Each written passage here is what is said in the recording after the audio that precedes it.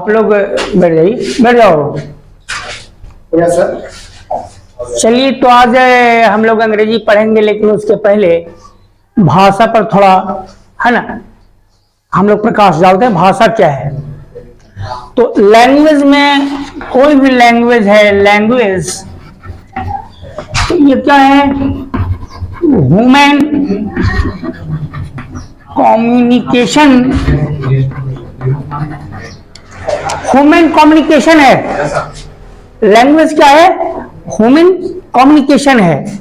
हम लोग बात करते हैं, हम लोग आदमी हैं, हम लोग बात करते हैं, लेकिन तो जो बात करते हैं हम लोग वो कम्युनिकेशन है, कम्युनिकेट करते हैं एक दूसरे को, अपनी बात रखते हैं, लेकिन उसमें सहायता कौन करता है? ह्यूमन कम्युनिकेशन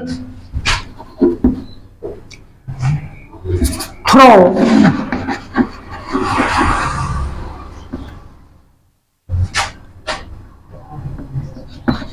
द सिंबल,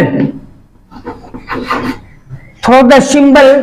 और सिंबल अगर हम नहीं लिखते हैं तो हम लिखेंगे through the written, through the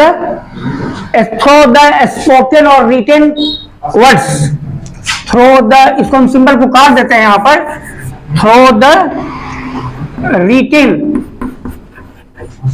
और स्पोकन वर्ड्स। आप समझ रहे बात? ह्यूमन कम्युनिकेशन थ्रू, आखिर कम्युनिकेट करते हैं एक दूसरे को, हम अपनी बात कह रहे हैं तो हम वर्ड का प्रयोग कर रहे हैं ना, तो हम बोल करके कर रहे हैं और यहां पर लिख करके कर रहे हैं। ये दोनों लैंग्वेज की श्रेणी में है, जो हम बोल रहे हैं और जो हम यहां लिख रहे हैं, यह लैंग्वेज है। तो हमने क्या कहा कि human communication through the written और spoken words is your language. Understood? आप समझ रहे हैं बढ़िया से? कभी कभी हम आपसे पूछते हैं कि लिटरेचर और लैंग्वेज में क्या फर्क है, तो अभी लिटरेचर में फर्क तो आपको हम नहीं, लिटरेचर और लैंग्वेज का फर्क तो नहीं देंगे, लेकिन हम यहां पर लैंग्वेज दे रहे हैं कि human communication through the written और spoken words, that is your language. कोई दिक्कत? हम वर्ड से बोल करके या फिर लिख करके जो आपको कम्युनिकेट कर रहे हैं, कुछ बता रहे हैं, या फिर हम आपसे कुछ सुन रहे हैं, तो इसको हम लैंग्वेज कहते हैं। चाहे वो कोई भी अंग्रेजी लैंग्वेज हो, हिंदी लैंग्वेज हो या संस्कृत, कोई भी लैंग्वेज हो, लेकिन लैंग्वेज में यही चीज आता है कि लैंग्वेज के थ्रू हम एक दूसरे को कम्युनिकेट करते हैं। बात समझ गए? अब कोई भी लैंग्वेज के लिए ग्रामर बहुत जरूरी है, क्योंकि वर्ड तो कम्युनिकेट, वर्ड के थ्रू तो आप कम्युनिकेट करते हैं, लेकिन वर्ड कहां रखेंगे कि माने क्या निकलेगा? बात समझ रहे हैं? इसलिए ग्रामर की जरूरत पड़ती है। तो आप ग्रामर के लिए देख लीजिए, ग्रामर में है क्या?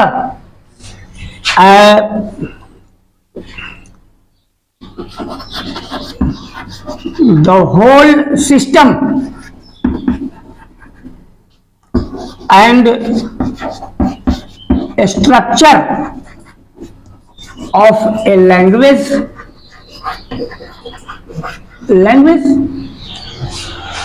एक लैंग्वेज का जो सिस्टम है और एक लैंग्वेज का जो स्ट्रक्चर बनता है।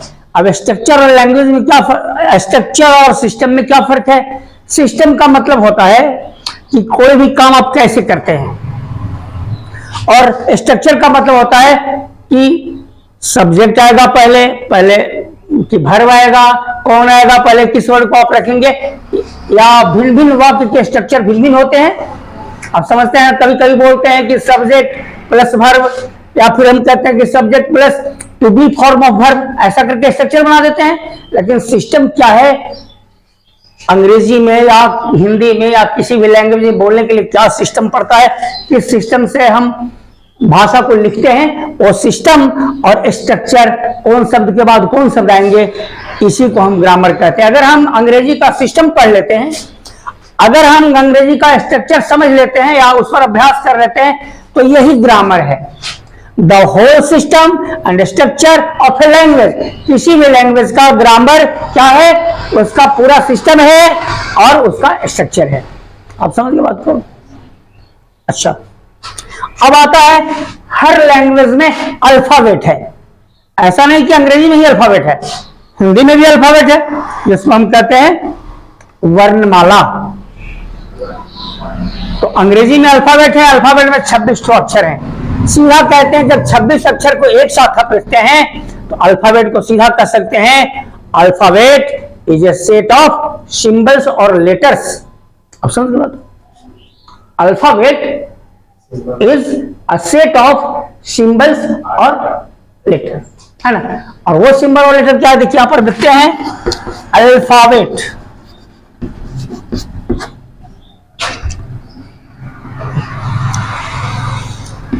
A set of letters,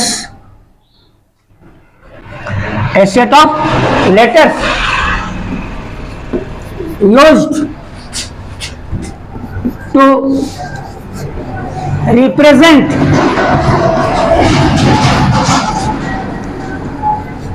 basic speech sound,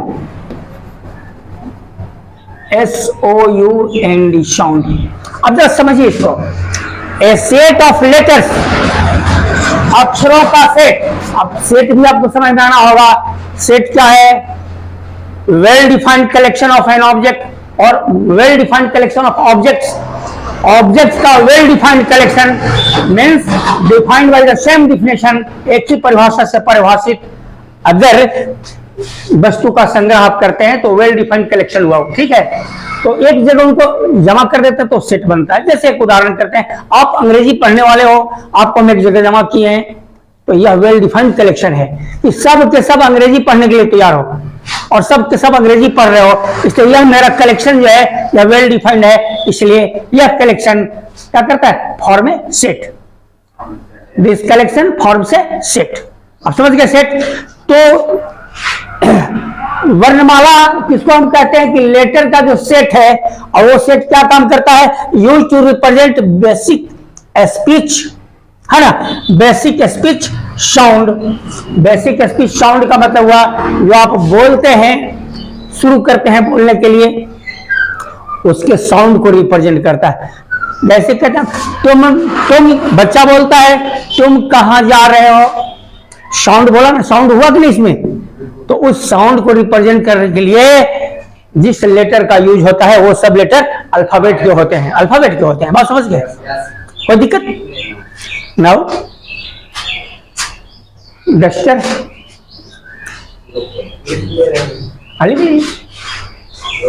लिखिएगा तो फिर ये ग्रुप में आ जाएगा। तो अब चलते हैं,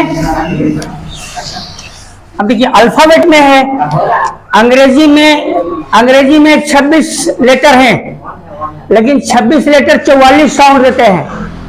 अंग्रेजी साउंड बेस्ड लैंग्वेज है और इसमें 26 लेटर कितने साउंड देते हैं, 44, उससे थोड़ा एक आध बेसी भी, ठीक है। तो हम अभी सीखिए लैंग्वेज क्या है, क्या सीखे, लैंग्वेज क्या सीखे, ग्रामर क्या सीखे, अल्फाबेट। अब अल्फाबेट में दो तरह के लेटर होते हैं और इन्हीं दोनों लेटर से कोई वर्ड बनता है जिसको हम कहते हैं वॉवेल और दूसरा को कहते हैं कॉन्सोनेंट। बात समझ गए। तो अब यहां पर आता है वॉवेल। ये क्या है, द लेटर ऑफ अल्फाबेट, क्या है, ये लेटर है अल्फाबेट के। The letter of alphabet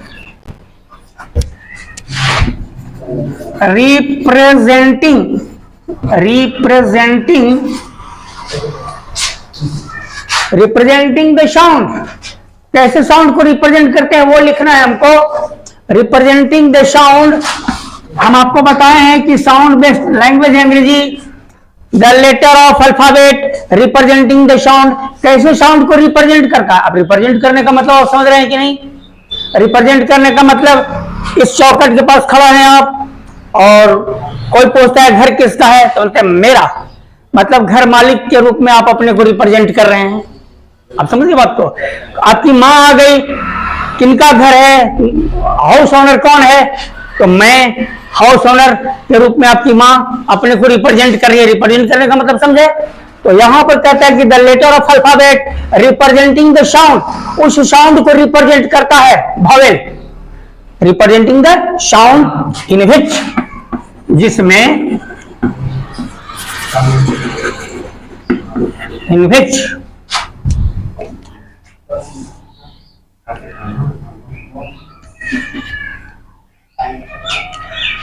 the letter of alphabet representing the sound in which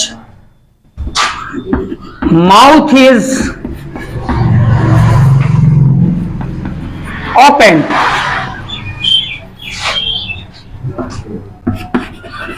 the tongue is not touching the top of the mouth,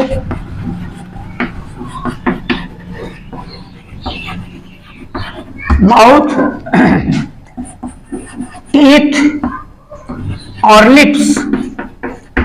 आप समझिए, वॉवेल वैसा अल्फाबेट है representing the sound, उस साउंड को represent करता है इन which, जिसमें निकलने में क्या, माउथ इज ओपन, मुंह खुला रहता है, the tongue is not touching, tongue जो है वो टच नहीं करता है, the top of the mouth, तालु को, टीथ दांत को, और लिप्स। जिस वर्ड के उच्चारण में हमारा मुंह खुला रहता है, जीभ जो है न तालु को टच करता है, न दांत को टच करता है, न होंठ को टच करता है, ऐसे लेटर को हम वॉवेल कहते हैं। चाहे वो हिंदी हो चाहे इंग्लिश हो, जिसके उच्चारण में ऐसा होता है वो वॉवेल है। और इंग्लिश में हम चूंकि इंग्लिश पढ़ रहे हैं इसलिए ए ई आई ओ यू इसको वॉवेल कहते हैं। सेमी वॉवेल भी है जिसको हम आपको बाद में बताएंगे। Okay, am I clear? Now consonant,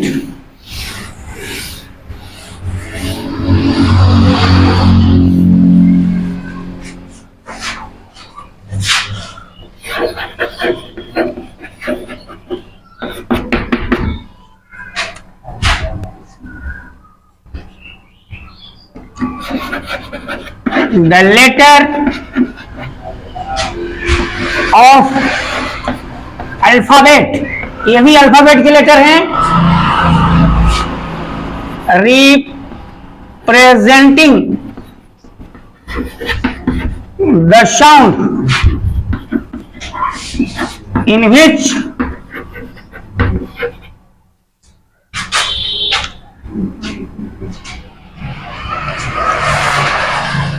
the letter of alphabet representing the sound, इसमें क्या होता है, साउंड इन विच, सांसें जो हैं, breath is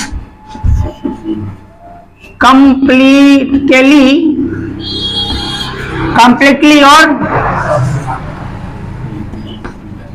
partly, breath is completely और पार्टली ऑब्स्ट्रक्टेड, रुक जाता है, ऑब्स्ट्रक्टेड। आप समझिए, ये the letter of alphabet representing the sound in which breath is completely और पार्टली ऑब्स्ट्रक्टेड। आप क कहिएगा हिंदी में क, तो क को उच्चारण करने समय क्या होता है कि सांसें रुक जाती हैं आपकी, ठीक है, इसलिए क कॉन्सोनेंट है। आप कहते हैं बी कहिए तो सांसें रुक जाती हैं आपकी, पार्टली हो माने आंशिक रूप से या कंप्लीटली पूरे रूप से, जब सांसें रुक जाती हैं इसके जिसके उच्चारण में, representing the sound in which breath is completely और पार्टली ऑब्स्ट्रक्टेड, जिसके उच्चारण में आपकी सांसें रुक जाती हैं, थोड़ा रुके या पूरा रुके, तो ऐसे लेटर को, ऐसे साउंड को हम क्या कहते हैं, consonant. Am I clear? Now आगे बढ़े, आज रहने दीजिए, 10-15 मिनट का वीडियो काफी है, शुरू है ना।